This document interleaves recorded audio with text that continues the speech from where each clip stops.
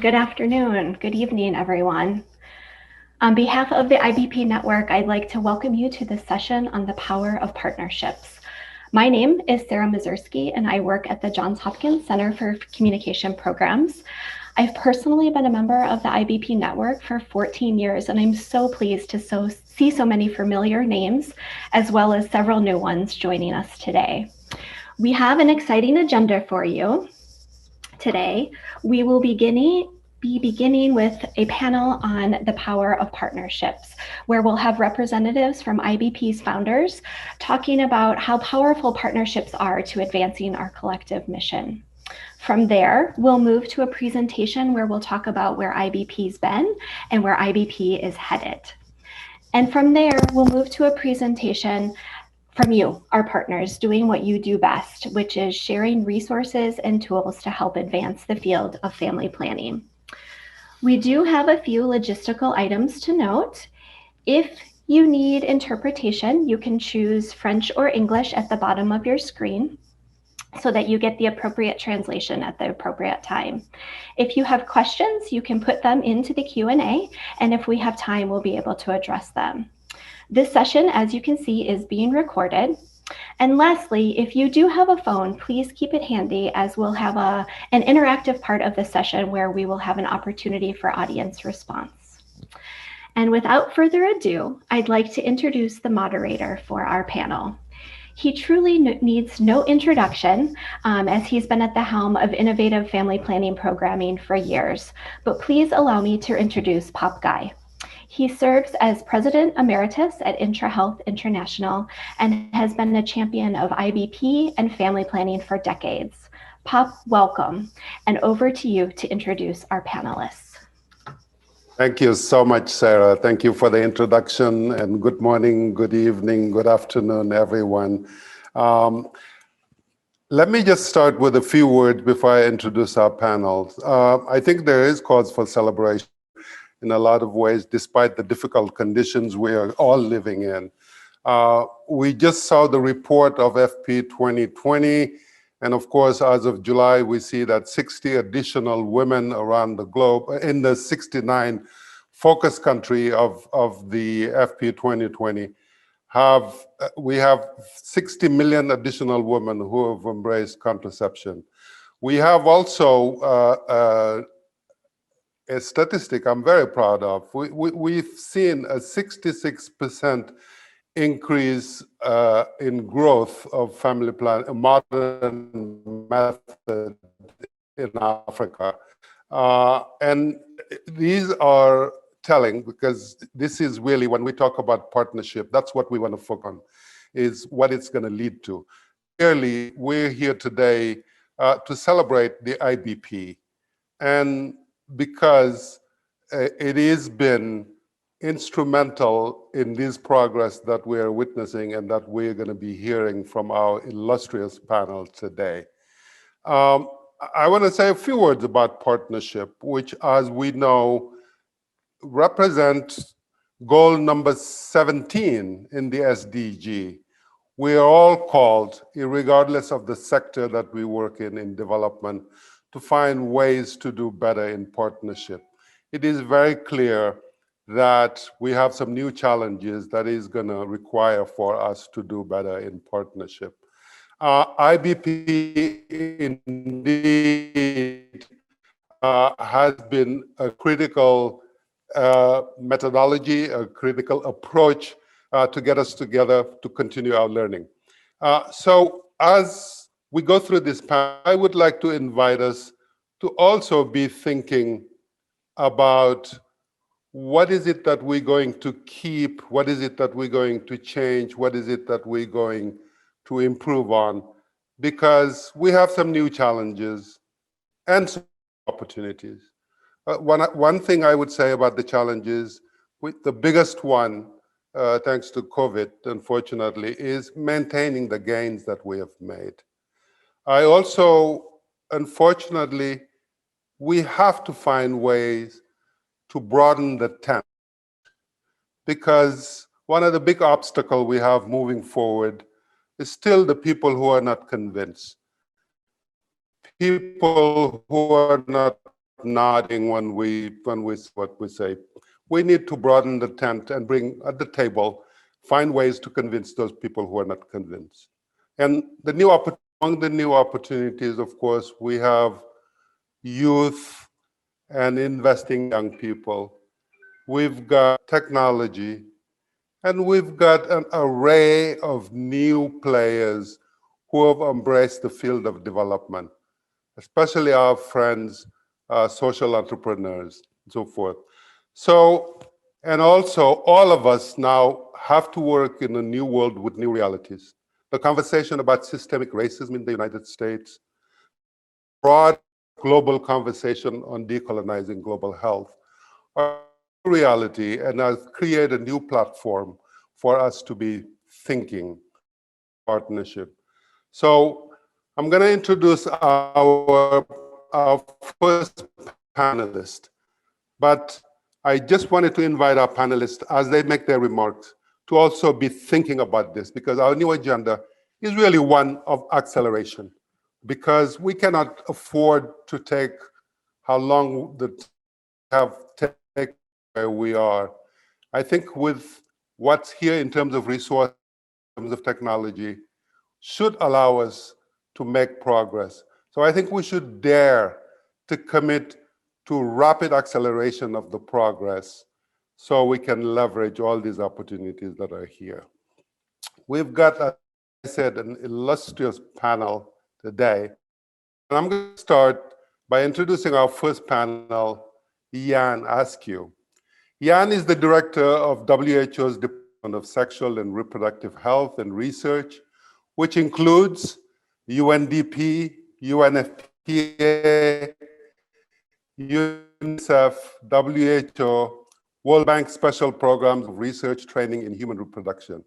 In his role, he provides leadership on critical aspects of sexual and reproductive health and rights by shaping the global research agenda and coordinating high-impact research, setting norms and standards for delivering sexual and reproductive health services, articulating ethical and human rights-based approaches, strengthening research capacity of institutions in low and middle-income countries, and guiding efforts to achieve WHO's vision of a world in which all people attain the highest possible standard of health and well-being, including their sexual and health. I am so proud to also count Jan as a longtime friend. Jan, over to you. Thank you so much, Pat, for that lovely introduction. And good morning, good afternoon, good evening, everyone. It's a real pleasure to be here. And I'd like to thank the session organizers for being together, Ellen, Gifty, Phila, and I, to provide our various perspectives on the IBP. It's a real pleasure for WHO to participate in this panel to reflect on the role of the IBP network, as Pat was suggesting, because it is one of the key global partnerships for family planning and increasingly for other sexual and reproductive health services.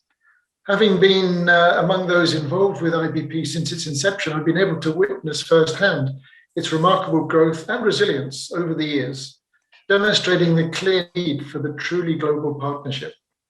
As WHO, it is truly an honor for us to host this remarkable partnership and to support the many partners in whichever ways we can. WHO is itself fortunate to host IBP for many reasons, and I believe that it is also beneficial to IBP that it has a home here at WHO. As our Director General, Dr. Tedros, says, we are the world's health organization, with the mandate to provide global leadership so that everyone everywhere can enjoy their human right to the highest attainable standard of health, including sexual and reproductive health. We do this by developing normative guidance so that those providing health services can do so based on the best available evidence. Much of our work is focused on generating and synthesizing new evidence of what works and how to strengthen service delivery through primary health systems so that all people can access the information and services they need. Through hosting the IBP network, we are able to have a direct connection with a vibrant and extensive network of organizations that are integral to their national health systems and at the front line of providing family planning and other sexual and reproductive health services. This link is invaluable in helping us to share directly our guidance products with organizations needing evidence-based recommendations that enable them to offer safe, effective, and acceptable services. This direct link also allows for critical feedback from the IB partners on their experiences with using our guidance, so that we at WHO can constantly learn and regularly update and improve the guidance. Let me give 3 quick examples of how our collaboration with IBP has been mutually beneficial. First, prior to the last update of WHO's medical eligibility criteria wheel, which is one of our most used guidance tools, IBP partners mentioned to us that they noticed that the pregnancy screening was not included in the tool, despite it being an essential factor to consider. Service providers had to first use another tool to screen for pregnancy before using the MEC wheel to determine the contraceptive options for each client. Through IBP, therefore, we learned what needed to be done and so updated the MEC wheel, which was also adapted for use in humanitarian settings, so that it now includes a pregnancy screening checklist within the tool itself, making it much more useful and efficient for health workers to use. As a second example, in 2018, IBP hosted the launch of the Family Planning Handbook in India and has continued to support its use over the years. The survey in 2020 of IBP members showed that the Family Planning Handbook was the most used WHO guidance tool by IBP partners. In fact, 70% of the respondents reported using the Family Planning Handbook regularly. Understanding how important this guidance document is to family planning organizations around the world, IBP will now be supporting the dissemination of the soon-to-be-released 2021 update of the handbook in the coming months.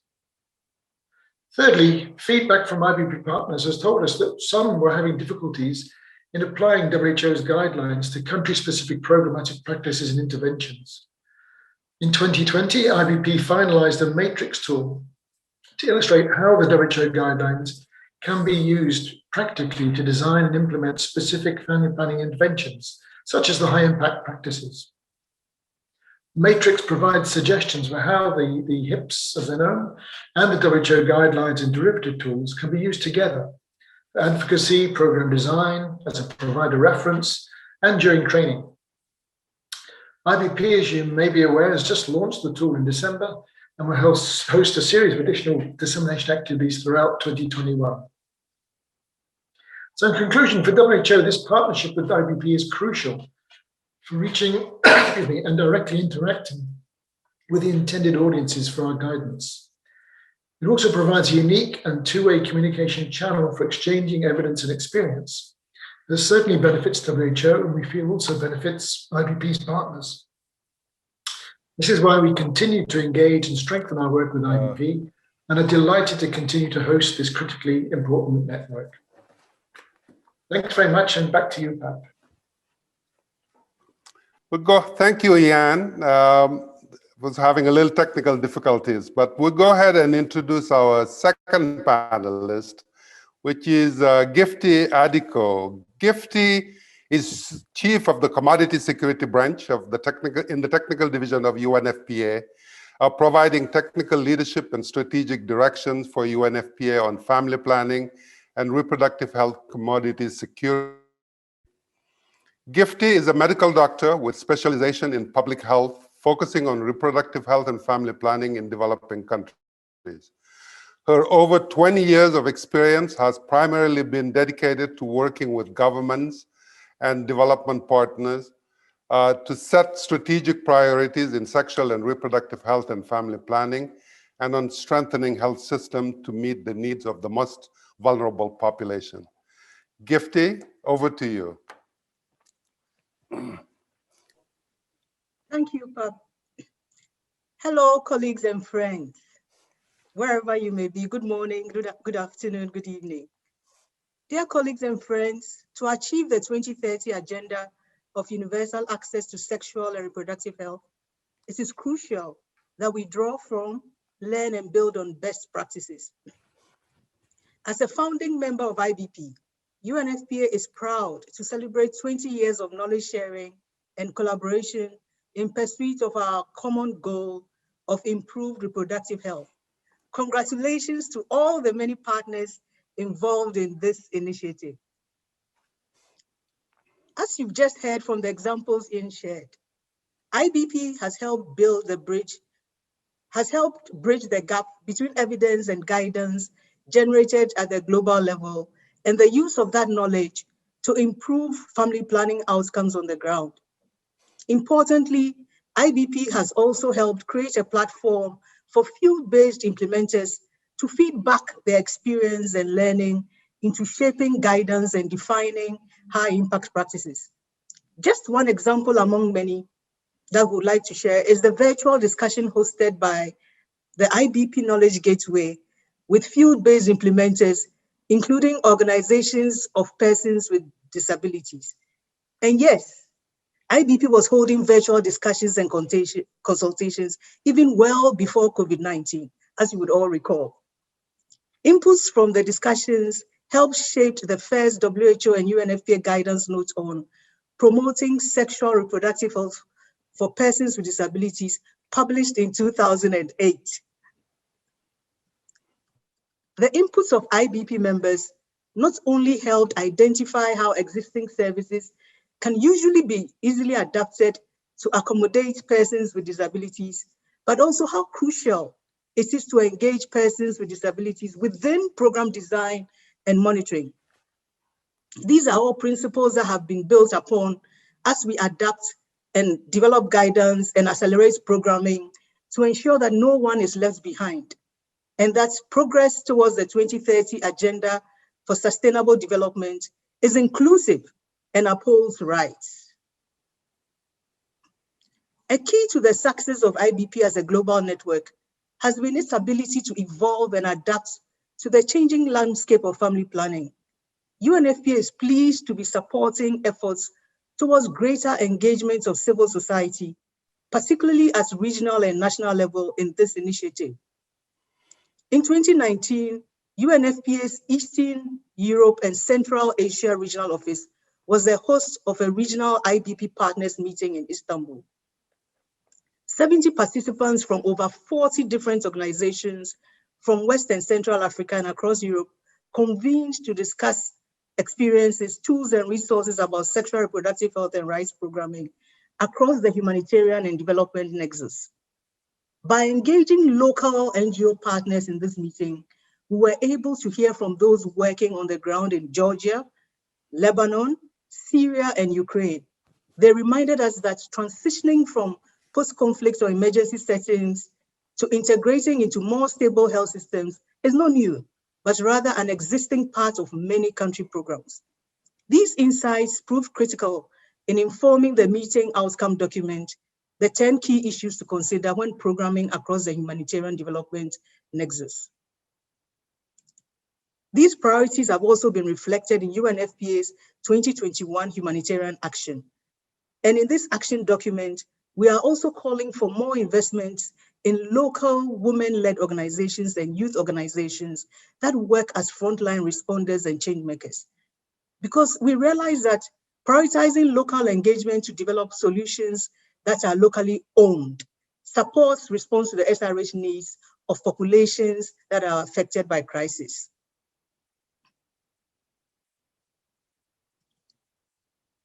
As we have heard throughout this forum, we are all struggling with the challenges and impacts of the COVID-19 pandemic. In April last year, UNFPA estimated that if severe lockdown continued for 12 months, over 50 million women and girls would lose access to family planning, resulting in an additional 15 million unintended pregnancies. Cases of gender-based violence were estimated to increase by over 60 million during the same period. Long-reaching impacts over the decade were also estimated with 2 million more cases of FGM and 13 more child marriages as a consequence of the pandemic. We are grateful that IBP was able to be a platform for sharing knowledge about the situation, especially in the initial months when data and data collection were limited. IBP's network's webinar on COVID-19 and its implication for family planning services, offered in English, French, and Spanish and Portuguese, was the start of a conversation. And I know that many of these examples have been shared over the past 2 days. And we hope that these would inspire scaling up and replication in different contexts.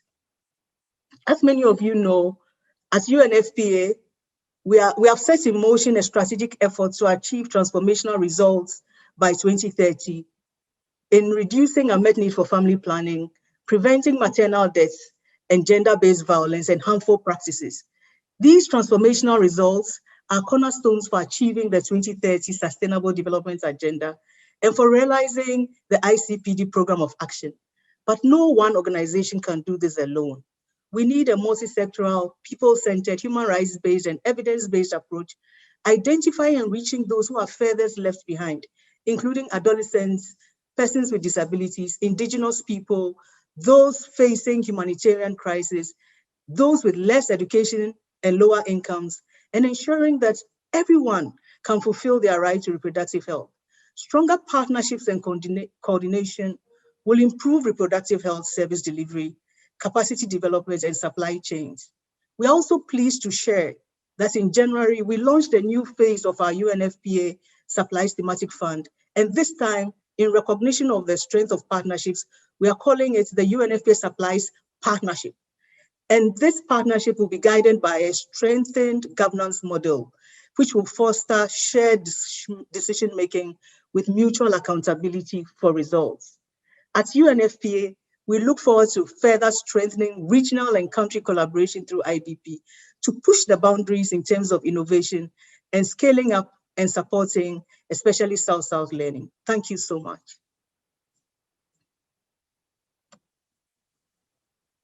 Sorry. Thank you, Gifty. Thank you very much, and congratulations again for the great role FPA is having in this program.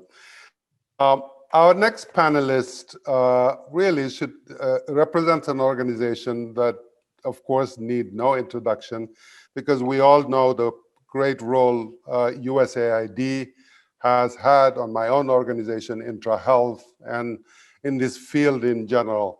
So I'm delighted to introduce Ellen Starbird. Ellen is the director of USAID's Office of Population and Reproductive Health. She provides high-level leadership to the agency's family planning reproductive health agenda and portfolio, which is valued at approximately $600 million annually. And Ellen directs the office's $100 million program. Ellen has over 25 years of experience designing, monitoring, evaluating international family planning and reproductive health program. Ellen, over to you. Thank you so much. Good morning, good afternoon, good evening, everyone. Thank you, Pop, for the introduction, and thank you to the IBP Network for inviting me to share USAID's appreciation for our work together. It's an honor to congratulate IBP on 20 successful years and to be here with my colleagues Ian, Gifty, and Fila.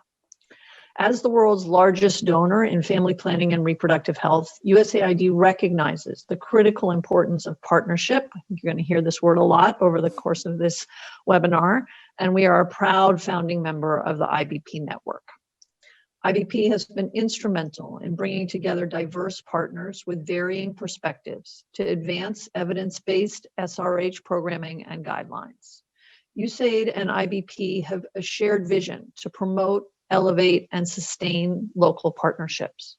The network has doubled in size in the last 5 years to over 80 international and local partners, and I commend the Secretariat's efforts to engage with and raise local partner voices within the platform. IBP has made impressive strides in digital connectedness, unveiling a new social media-inspired website and hosting a steady stream of webinars of important information.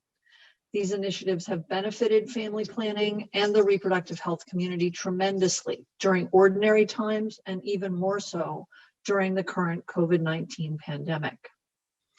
In 2010, a survey of stakeholders revealed little consensus for what works in international family planning. In response, my office initiated the effort to develop the High Impact Practices for Family Planning, or HIPS, with the intention of reducing duplication, ensuring investments in family planning were evidence-informed, and building on prior investments. It quickly became clear that other development partners were facing similar challenges, and that the HIPs would be more relevant and beneficial if developed and supported by a partnership. Today, the HIP partnership leverages learning across a broad range of organizations, and the HIP briefs are widely recognized as authoritative syntheses of evidence for what works in family planning programs. The diversity and commitment of partners like IBP is what has made the HIP briefs so valuable as a public good. IBP is also a crucial dissemination partner for global resources and tools that are jointly developed by WHO and USAID. These tools help reproductive health providers take guidelines like the Global Family Planning Handbook and the Training Resource Package for Family Planning and put them into practice to provide high-quality contraceptive counseling to clients. As the work to advance evidence-based programming evolves, the IBP Network's innovative initiatives to connect people and to document and share implementation examples remain salient. IBP began the HIP IBP webinar series years ago with the idea of sharing the HIPs broadly. The webinars have provided a valuable platform for country and regional implementers to share their HIP implementation experiences with thousands of peers. Indeed, IBP's ability to convene hundreds of people at a time through timely webinars is well known, and the webinar's popularity is a testament to the network's reputation as a neutral platform for critical information. The IBP network is also a steadfast advocate for local voices. Over the years, IBP has been at the forefront of hosting regional meetings, which facilitate local partners to connect and learn from each other. These connections also support global actors by gathering feedback on the HIPs and WHO's guidelines, which increases the value and relevancy of these products. IBP has consistently strived to provide information in a variety of formats and languages to increase accessibility. For instance, the HIP briefs are available in French, Spanish, and Portuguese, in addition to English, which is no small feat. With over 20 briefs and the need to professionally translate and review each brief in each language, the work is considerable. But the HIPs have become a public good in the family planning community, and we so appreciate IBP's contributions in making them widely accessible. In a new US administration, and as we look to a new decade and a post-FP 2020 vision for the family planning community, raising the profile and usage of the HIP briefs and amplifying local voices will be critical. The IBP network has made critical contributions in both efforts and will remain an important partner as we move forward. Thank you. Thank you, Ellen. And then our last panelist comes to us from the Philippines, or we should recognize that by this time it is close to midnight already. Our presentation is going to be given by Phila Magnus. Phila is the Director of Communications for the International Youth Alliance for Family Planning. Phila sits on the executive board of Care Refugees, an organization that works with refugee families in Malaysia, as well as the Youth Advisory Council of Child Helpline International. Phila is committed in ensuring that youth from all walks of life are granted access to knowledge and resources that they require in order to be able to form decisions and choices in regard to their autonomy and sexuality. Phila, I think we have recorded remarks. Good afternoon and good evening, everyone. Thank you, Pab, for the lovely introduction earlier. As you all have heard, my name is Phila Magnus, and on behalf of the International Youth Alliance for Family Planning, IYAFP, I would like to first just thank the IBP Network for bringing so many great leaders together, and of course, for ensuring that young people are provided an equal opportunity to be speaking on this very platform today. It certainly goes without saying what an honor it is for us to be speaking alongside the greats of youth family planning and the reproductive health landscape, whom without their existence and partnership, it's quite likely that our field wouldn't have reached the great trajectory we have found ourselves on. As one of the few global organizations that exist for youth, entirely led by youth, IYAFP plays a strategic role in elevating the voices of young people. At the very core of it, the basis of our work lies in the fundamental human right of all youth being able to access their sexual and reproductive health, rights, and justice. We leverage youth energy, creativity, and expertise to improve advocacy and set a fully youth-led agenda. With nearly 80 chapters around the world across a multitude of regions, our values-driven community and geographic diversity has positioned us as a coordinating mechanism for global movement building in sexual reproductive health, rights, and justice. Marking our entrance as one of IBP Network's newer member organizations, IYAFP is certainly excited to work with the network to continue promoting youth engagement and strengthening our advocacy by leveraging on the wealth of resources that the network provides in terms of evidence-based guidance in family planning and reproductive health, and of course, so much more. And if I could just take this opportunity to very well be upfront with you all here today, in a position where youth-led organizations still continue to struggle to be seen and provided with an equitable chance at succeeding, I'd say one of the most crucial things that allows for IYAFP to still stand several years on is the fact that we are not a product of ourselves alone. Partnerships and coalition building have been a part of IYAFP's method for bringing about transformational change, and without it, we know that there can't be true progress.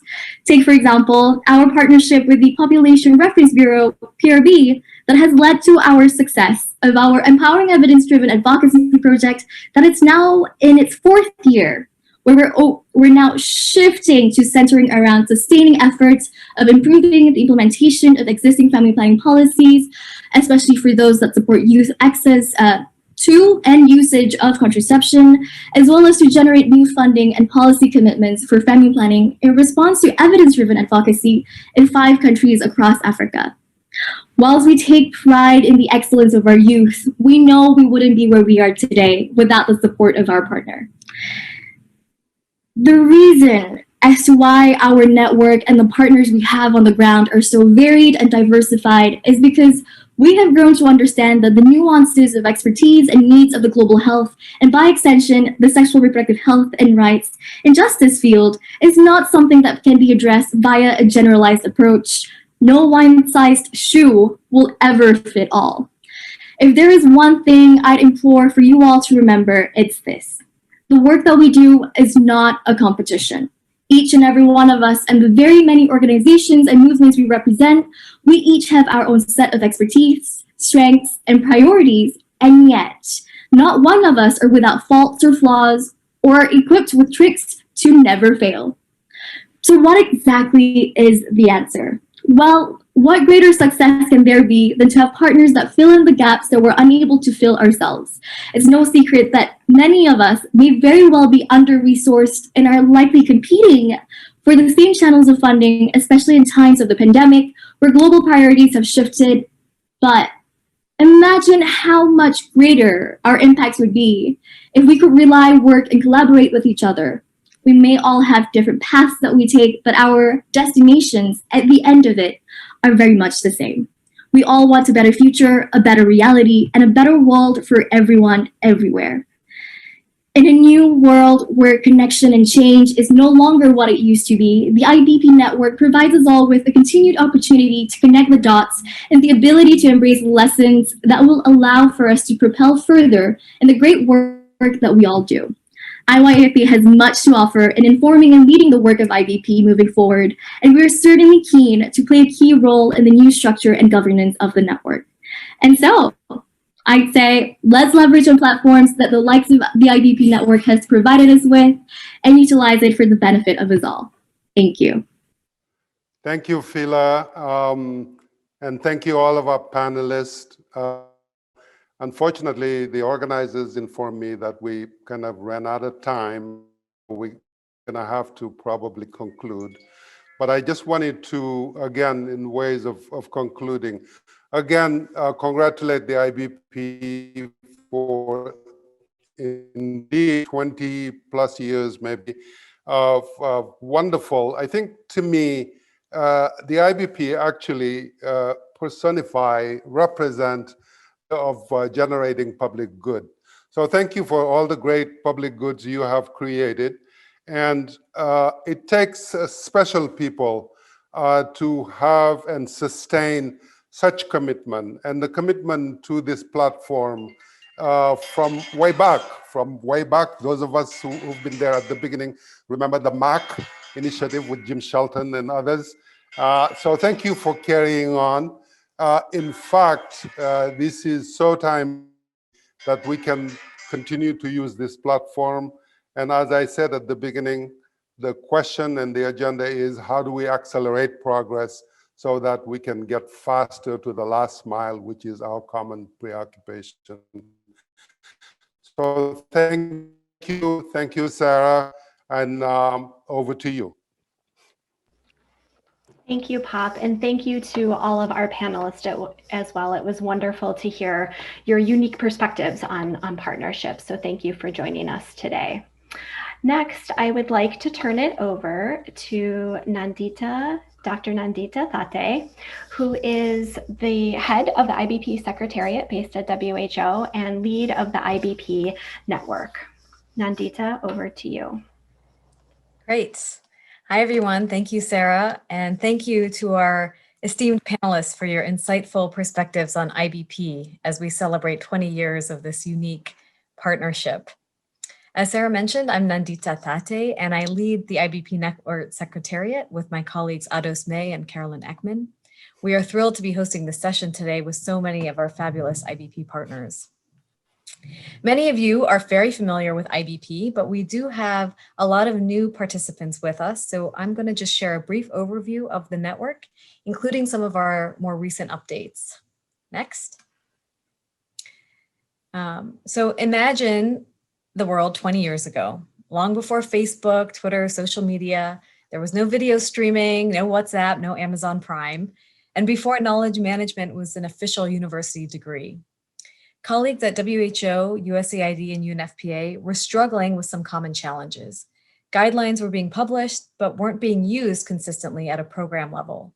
Donors were funding one partner to develop a tool, only to find that another organization was developing almost the exact same tool. And there was limited engagement at a global level with our regional and country partners. So, together with 9 other global organizations, they came together to create the Implementing Best Practices Initiative as a place to share tools, resources, guidelines, and other best practices in family planning and reproductive health. Over time, and as the debate over a best practice continued and continues today, the IBP initiative became known simply as IBP, and more recently as the IBP Network.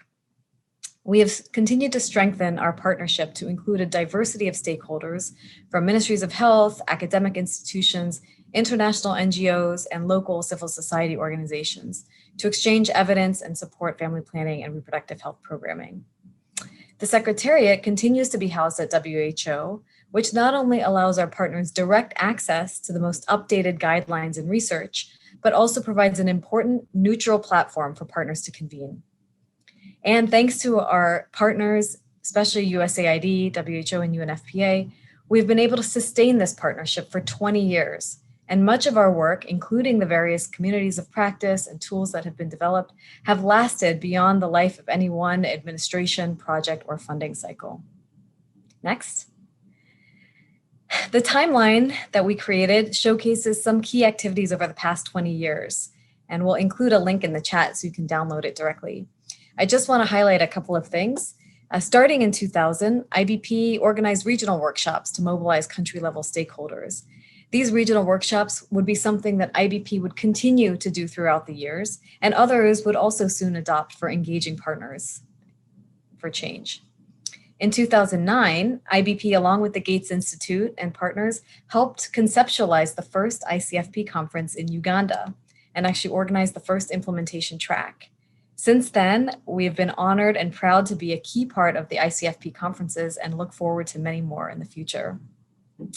In 2010, we helped to launch the High Impact Practices in Family Planning work, and we continue to support much of that dissemination and utilization today. IBP has also been uniquely placed to prioritize work with regional bodies. We've strengthened our work with FOROLAC and PAHO, providing a platform for colleagues in Latin America and the Caribbean to share new resources and tools in family planning and reproductive health. This was especially important in a region that had become less prioritized. And in 2015, we further strengthened our relationship with the West Africa Health Organization to help organize the first Good Practice Forum. That forum has continued under WAHO's leadership and has become one of the premier technical convenings in the region today. And most recently, we've actively engaged in the COVID-19 response by quickly convening a task team early on to ensure that the newest and most updated WHO guidance was shared with our partners, along with documenting important adaptations in family planning programming during the pandemic. Next. In 2020, we also underwent a strategy refresh process to revisit our strategic goals and governance structure. Through an iterative and collaborative process, we recommitted to our mission and vision with an added eye on ensuring representation, inclusiveness, and diversity among all of our member organizations. Next. We also strengthened our resolve around our three main strategic goals, which are to disseminate and share evidence-based guidelines and programmatic practices, support implementation, and of course, facilitate collaboration. Next. We also revised our governance structure to allow for an expanded governing body or steering committee, which will allow us to have better representation from our diversity of member organizations. And the chair of IBP, of which we have now had 10, will be a co-chair role, allowing for a wider range of organizations to participate and inform our work. Next, we are grateful for the commitment of our many partners and supporters over the years and look forward to engaging more with all of you in the future. Thanks to this continued support, IBP now includes 85 member organizations, many of which are local and country-based, and over 15,000 individual subscribers worldwide. Our network continues to leverage our platform to provide opportunities for regional and local partners to share experiences and evidence on a global scale and take this learning back to our global partners. We are excited to be publishing a series of IBP implementation stories in the coming weeks, and of course, launching our new community engagement platform to further support collaboration. Next. I will now turn it over for a short video that details our new platform a bit more. We look forward to working with all of you.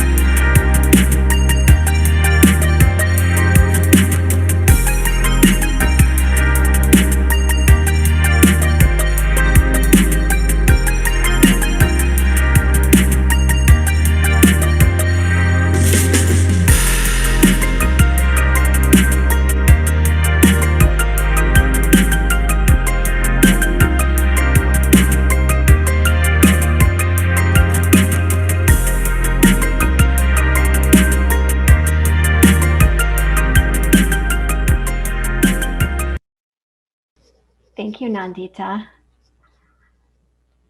All right. So we are going to be moving into the next part of this. We're gonna see how much you all learned while Nandita was talking about the history of IBP.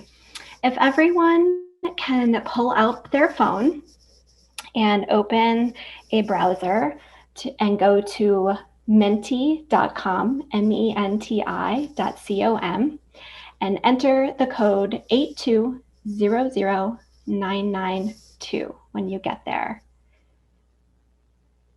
We'll give you just one moment to arrive. Once you get there, you should see this first question. In what year was IBP established?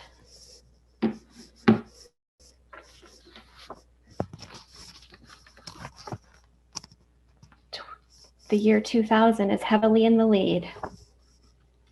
Interestingly, Nandita and I had a little bit of back and forth on what the correct answer was here. Yeah, the correct answer is 2000. Well done, everyone. We're going to move on to the next question. What does IBP stand for? Does it stand for Implementing Best Practices, Inclusive Bold Partnership, Institutionalizing Better Partnerships, or all of the above? Seems as though we're almost unanimous at this stage.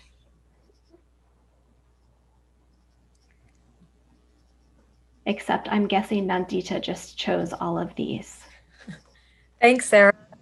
Yes, just to clarify, as I mentioned, there was always a debate about best practice. And so several years ago, the steering committee decided they would drop calling it the Extended Implementing Best Practices and refer to it just as IBP.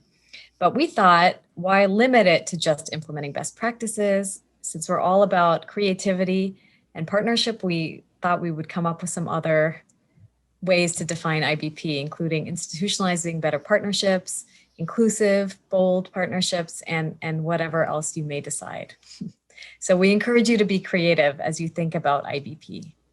Thanks, Nandita. All right, moving on to our next question. What organization was the first chair of IBP? So Nandita just shared a little bit of the structure of IBP.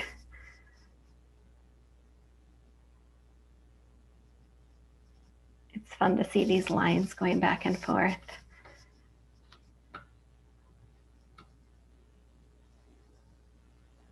USAID heavily in the lead. It's actually in gender health. So to the 15, 16 of you who chose in gender health, kudos. USAID was one of the founding members of, though. Our next question, which of the following is not one of IBP's main goals?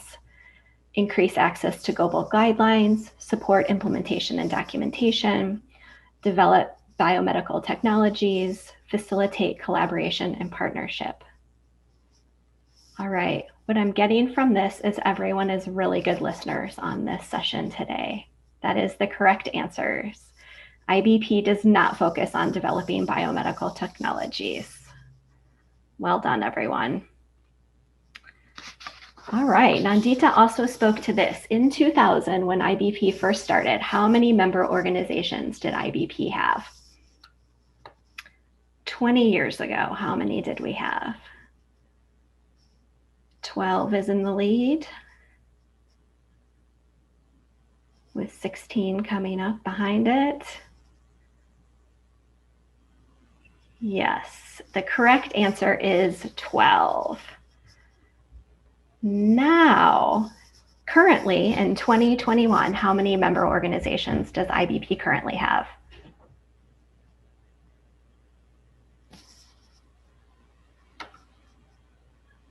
Again, a lot of really good listeners. Yes, the answer is 85 and growing.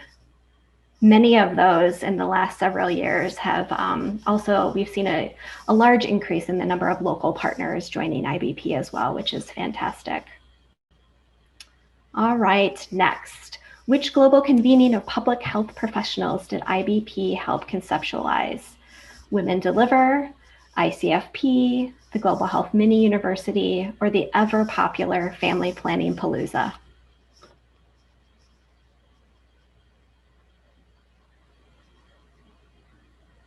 I'm surprised more people didn't choose Family Planning Palooza, but yes, the answer is the International Conference on Family Planning, as Nandi just spoke to. All right, so this is a bit of a different response. How strongly does our vision resonate with you? So you should see a slider on your phone, and you can, 1 is that you disagree with the vision, and 10 is that you strongly agree with the vision, which is global SRH guidelines and effective practices are disseminated and implemented to improve reproductive health outcomes around the world.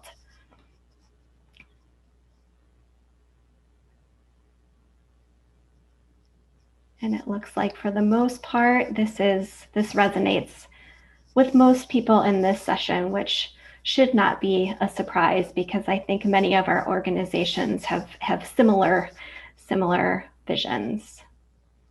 All right, our last question, everyone's favorite. Please submit 1 word that describes IBP for you. Just 1 word. Inclusive and partnership, technical leaders, collaborative, sharing, inspiring. Partnership keeps getting larger, which should not be surprising. Knowledge, unity, diverse. Fantastic. All right. Well, everyone was a fantastic listener during the session. I hope that was fun. I think I've seen a couple of questions in the chat on how you can become a member of IBP. We have our resources here, the ibpnetwork.org. You can email the Secretariat, which is Ados and Carolyn and Ados here. And then this is where you can find them on Twitter. So next, I am going to turn it over to Ados May, who will facilitate our next partner update section. Ados sits at the Secretariat at IBP, and Ados, over to you. Great. Thank you so much, Sarah, and all our panelists and partners. We're running a little bit behind time, but we want to have the next 20 to 25 minutes give an opportunity to our members who usually share with us in person their amazing work. So since we're not able to meet in person this time, we have set aside 90 seconds per partner, and we'll hold you accountable to that as soon as we start. So we will start with Matthew Wilson from PSI. You'll have 90 seconds, and after that, if you are still on, and this applies to everyone on the group, we'll have to mute you and move to the next person. So thank you, everyone. We'll be sharing links to these resources on the chat, so please make sure to check that as well. Over to you, Matthew. Good morning, afternoon, and evening. Sustainability is something that we all wrestle with, both how to conceptualize it and how to achieve it, especially in time-bound projects and low-resource settings. A360 is a flagship investment by the Gates Foundation and SIF that works with health systems across 4 countries to improve the health, resources, and agency of adolescent girls. And this is how A360 is approaching sustainability. We look at it from 3 perspectives. At a client level, we're working to support adolescent girls not only to voluntarily adopt contraception, but to continue using contraception when in need, so that the impact of contraception is sustained throughout their lives. At a country level, we're working with host governments to institutionalize A360-inspired approaches, so service delivery is scaled and sustained long after the project ends. And at a global level, we're working to sustain the value of A360 to the wider sector by generating evidence and learning and supporting the adoption and replication of A360-inspired approaches elsewhere. These three perspectives and the strategies that flow from them are equally important, and they encompass three of the biggest challenges that we face as a sector: contraceptive continuation, institutionalization, and knowledge translation. We'd be delighted to hear from other projects and organizations wrestling with the same challenges.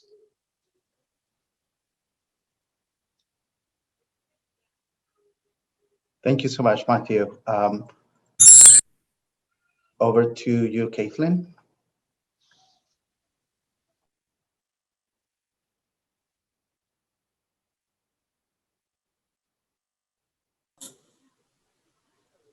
Can you hear me? Yes. Great. Thanks, Ados, for welcoming me to speak today, and congratulations to the IBP Network for a successful 20 years. My name is Caitlin Thistle, and I'm here to share an invitation on behalf of the HIP Partnership. As Ellen mentioned earlier, the HIP briefs are widely recognized as an important resource for our community. They are a credible and neutral synthesis of the global evidence of effective family planning practices. This public good depends on the contributions of co-sponsors, which include the IBP Network and our partner organizations.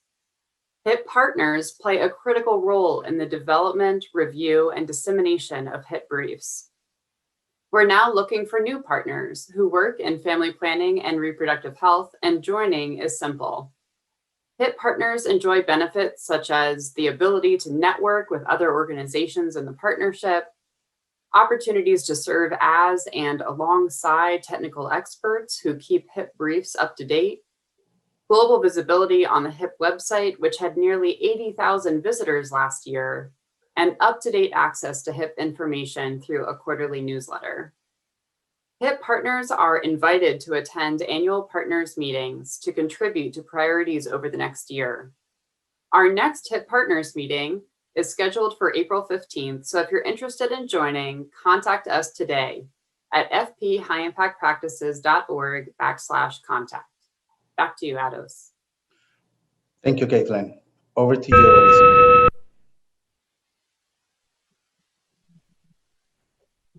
Hi, everyone. I'm Elizabeth Corley with Apt Associates. I lead communications for the Sustaining Health Outcomes Through the Private Sector Plus project. SHOPS Plus is USAID's flagship initiative in private sector health. It is funded out of the Office of Population and Reproductive Health, so a big focus on family planning. This is the last year of SHOPS Plus. So we're focused on our end of project. And as part of that, we have launched a new series, Accelerating Private Sector Engagement, which it consists of learning briefs that pull together our lessons from the past 5 years. We published one on public-private engagement. This month, we'll have another one on quality of care, and in the spring, one on health markets and corporate engagement. Also this spring, we will host an e-conference in May featuring panels on health markets, using data to strengthen private sector engagement and health financing. Finally, in June, we will have an event to reflect on all we've learned and to signal the way forward to increasing access to and use of family planning in June. I hope you will join us. Thank you. Thank you, Elizabeth. Over to you, Rita.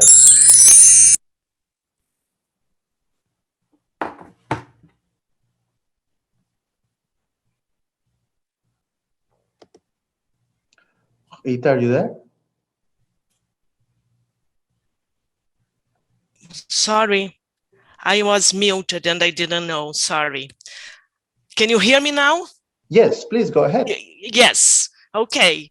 To help close the gap in programming tailored to first-time parents, Pathfinder and the H2A project is proud to share 8 key insights, programs, and activity cards for working with first-time mothers, their male partners, and their older women relatives.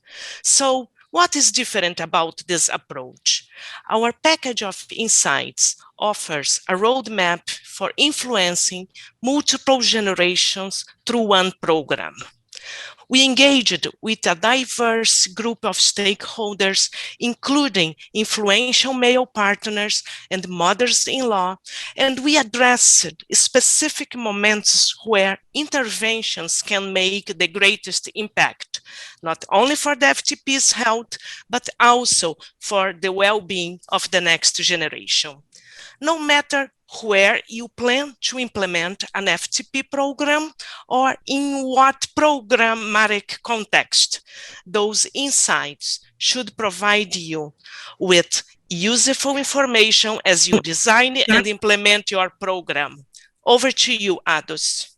Thank you, Rita. Diana, please go ahead. Hi, my name is Diana Copeland, and I work at White Ribbon Alliance. In 2018, we launched the global What Women Want campaign, a survey that asked women and girls what quality healthcare looked like to them. The 1.2 million open-ended responses we received have been categorized and analyzed and will be available next month on whiteribbonalliance.org through the release of the What Women Want dashboard and advocacy toolkit. The dashboard offers an unprecedented level of access to the survey data to allow anyone, anywhere, to see exactly what women want when it comes to their healthcare. Using the dashboard, you'll be able to see what women demanded specific to family planning and contraceptive information, services, and supplies. And since the dashboard is totally interactive, you also have the power to search through every single response by the specific keyword of your own choosing. The dashboard will show you that what women want and are demanding includes sometimes the very basics, like basic decency, kindness, and respect when accessing healthcare at all levels. But you don't need to take my word for it because the dashboard allows you to see what women told us in their own words. The results in the dashboard show us, too, that women want their voices to be heard and their thoughts, experiences, and demands to be taken into account when policies are being made that impact them directly. We've asked, we've listened, and now we're excited to act with all of you in delivering on these demands to make sure that what women want is what women get. Thank you for your time. Thanks, Diana. Over to you, Erica, from Safe Hands. Actually, Ados, I'm sorry to interrupt. I think we're going to have Jason share his screen because there's a black box while you're sharing, if that's okay. Okay. Thank you. Hi, everyone. I'm Erica Boulanger from Safe Hands, and we at Safe Hands co-designed and piloted 2 mHealth solutions to improve family planning with our implementing partner, Reproductive Health Uganda. So the first one, we co-designed and piloted Ask RHU, which is a chatbot that uses artificial intelligence with and for young people. Ask RHU turns a mobile phone into a trusted advisor and asks questions, answers questions on family planning, unwanted pregnancy, and HIV and STIs. So young people can ask a question and get an answer. And Ask RHU answers questions related to family planning and GPS of the nearest youth-friendly clinic. We relied on evidence from the private sector to ensure that the chatbot does not replace SRHR services or information, but rather complement services and the quality of care. The second mHealth solution that we co-designed and piloted is a solar tablet for use in mobile outreach. So our tablets digitize IEC materials and capture real-time data collection using solar energy to recharge. And our user-driven pilot delivered mobile outreach to 2,000 people and confirmed that the tablets were acceptable and feasible.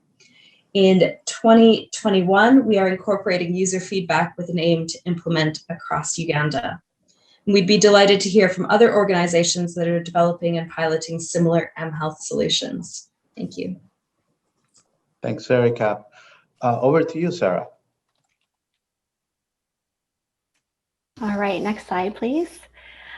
I'm going to be sharing 2 sneak peeks that CCP is working on. Jason, you can go to the next slide. FP Insight is a user-driven curation platform that allows family planning professionals to save, curate, and share family planning resources published by anyone all in one spot. It's based on Pinterest, but developed specifically for our family planning community, and we'll be launching this in the spring.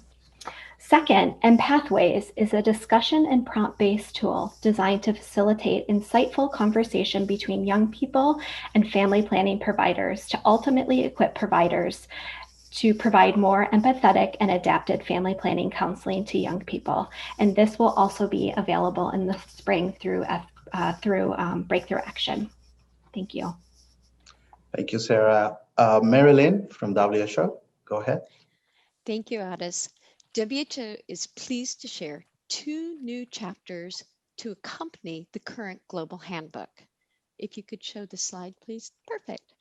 One on providing care during an epidemic, the other providing care for clients at high risk of HIV. The chapter on providing services during an epidemic highlights, first and foremost, that family planning services should be maintained. Secondly, medical eligibility does not change during an epidemic. Thirdly, some methods can be safely and effectively self-administered. And lastly, greater use of digital technologies may optimize access to care. Based on what we learned from the ECHO trial, the chapter on providing family planning services for adolescents and women at high risk of HIV first reminds everyone that all methods are safe for clients at high risk of HIV, with the exception of N9 spermicides. It also notes in high burden settings where HIV prevalence is greater than or equal to 5%, all clients should be offered or referred for an HIV test.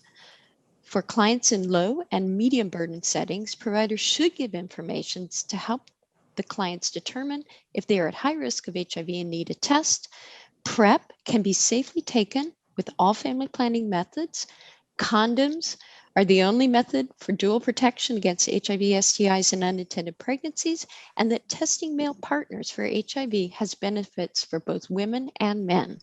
Please do integrate and implement these new chapters into the work you do. Thank you. Thanks, Marilyn. Over to you, Anita. And Jason, please move the slide. Hi, everyone. This is Anita Dam from USAID's Office of Population and Reproductive Health. Today, I am excited to share with you a new technical brief on contraception for women at high risk of HIV, recently published on USAID's website. The link is on the slide and in the chat.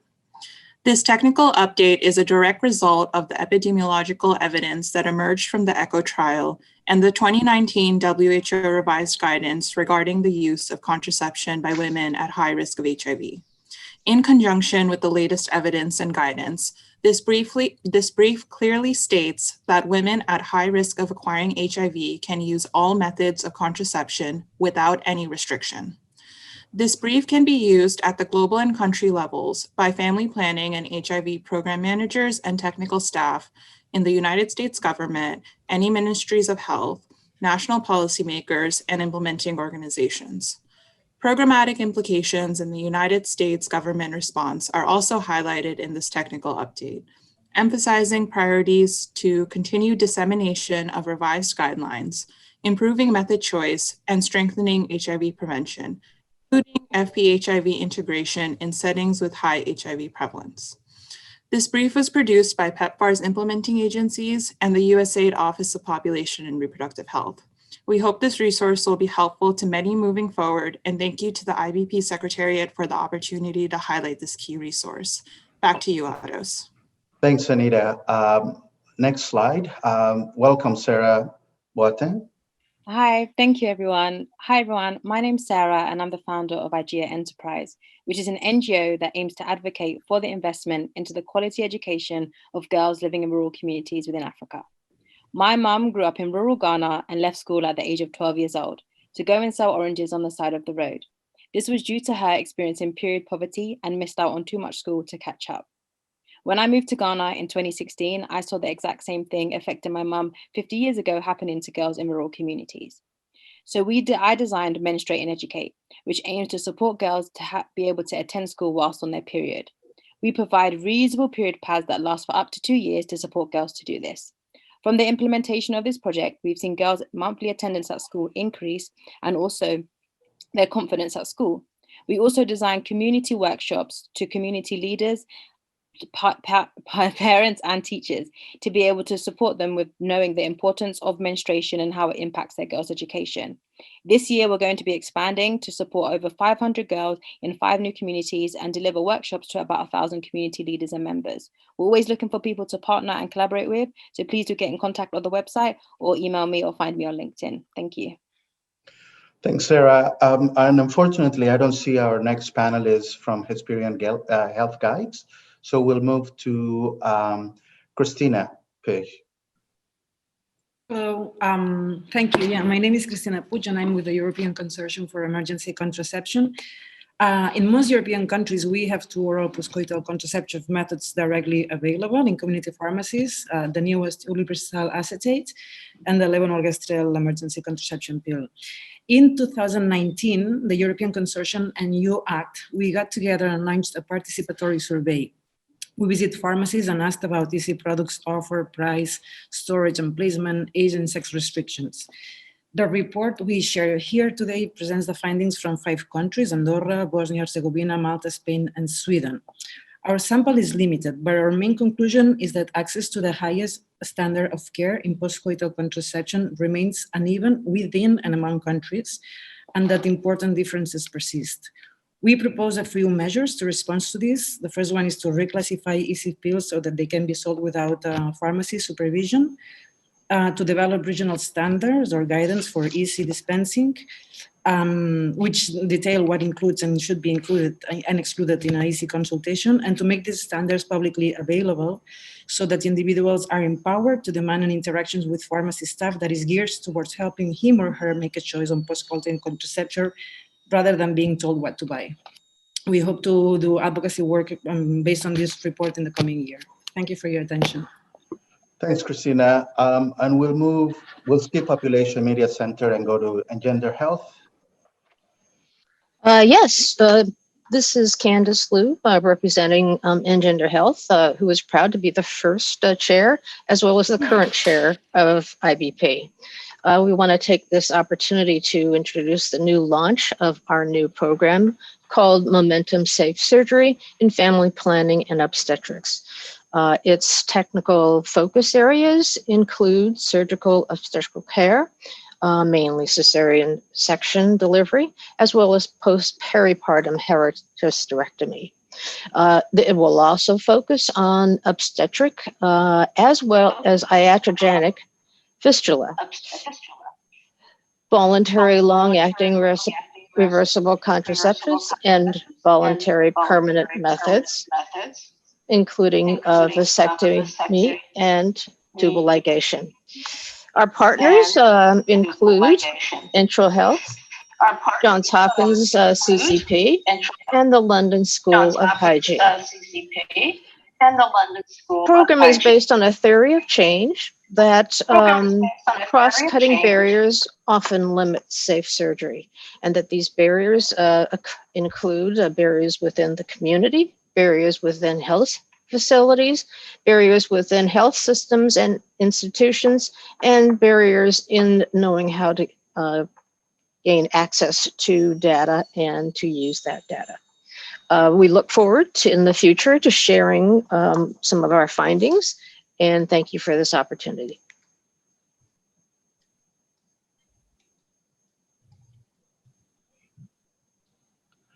Over to you, Marisa, from FHI. Thank you, Ados. This is Marissa Malkin from FHI 360, and I'm excited to introduce an interactive web-based resource that the Research for Scalable Solutions project is developing to share details and insights on how FP programs are adapting to the COVID pandemic. This product is still a draft, so this is very much a coming soon teaser. Last year, the ARFS project, FHI 360, along with partners PSI and Save the Children, began systematically documenting how 7 FP projects were adapting in response to the challenges of COVID and we also tracked changes in programmatic indicators over time. The projects were located in India, Kenya, Nigeria, Uganda, and Zimbabwe, and adaptations covered a number of areas, many of which are also high impact practices, including digital technologies, mobile outreach, and community health workers. We're currently building out this resource to share our findings, which you'll be able to explore through different pathways. For example, you'll be able to delve into the details of specific countries, projects, challenges, or by adaptation. And we really hope that this resource will bring to life how dynamically FP programs are working to both adapt and maintain resiliency in this reality. Thank you. Thanks, Marisa, and thanks everyone for keeping on time. Our last presenter is Tenan Traoré from Equipop. Tenan? All right, so je vais la faire en français. En fait, Tenan, qui fait partie de l'Alliance Droit et Santé, qui est un mouvement qui réunit plusieurs OSC d'Afrique de l'Ouest, souhaitait présenter la campagne sur l'ECS qui s'appelle Je veux savoir et qui a eu lieu en 2020 et qui a permis de réunir un certain nombre d'acteurs, représentants de la société civile, représentants des gouvernements, mais aussi de mobiliser des artistes et des mouvements de jeunes. Vous en saurez plus sur cette campagne en allant sur les différents sites que Ados a bien voulu mettre sur le côté. Et j'espère que la prochaine fois, on pourra directement avoir nos collègues d'Afrique de l'Ouest pour faire cette présentation. Merci beaucoup. Merci, thank you so much. And over to you, Sarah. Great, thank you, Ados. And we're coming to the end of our session, but I do want to pass it very briefly over to Kirsten Kruger of FHI 360, who is the incoming chair of the IBP Network, for just a few brief closing remarks. I will, because we are running short on time, I just am going to say my connection to IBP has been parallel to my entire career. And certainly at FHI 360, where I'm a technical advisor in research utilization. And I think the most important thing that I have gotten through being connected to IBP is that it simply makes me more effective. I'll leave it there. This has always just been a group and a network that has been focused on action, focused on user-driven needs, and on using information. So that is what I have been able to take away from being a partner. So looking to the future as co-chair, we're super excited. FHI 360 brings 50 years of family planning, reproductive health, research programs, and research utilization. Our missions are very much aligned around disseminating evidence and supporting use of evidence. We have currently 3 family planning projects, which I know will be involved in some way with our next several years as a co-chair. That's Innovate, R4S, and Knowledge Success. So just a shout out to those groups. And the last thing I want to say is please be in partnership with us. We do need you. We want to continue the diversification to regional and local partners. That's something that Ados and Nandita have really leaned into in the last few years, and we want to foster more of that. If you're not leveraging IBP right now, you are missing out. So we need you to become a partner and also to make some space and some room in your work plan to contribute. I finally just want to say 20 years as a network. There really is no other network that can point to that kind of history, that has that kind of longevity. So when you think about the sustainability of a group and one that can help you and your organizations be more effective, it's incredibly impressive. And I look forward to the next 20 years. Thank you, Kirsten, and thank you everyone for joining us. Have a lovely afternoon or evening wherever you are.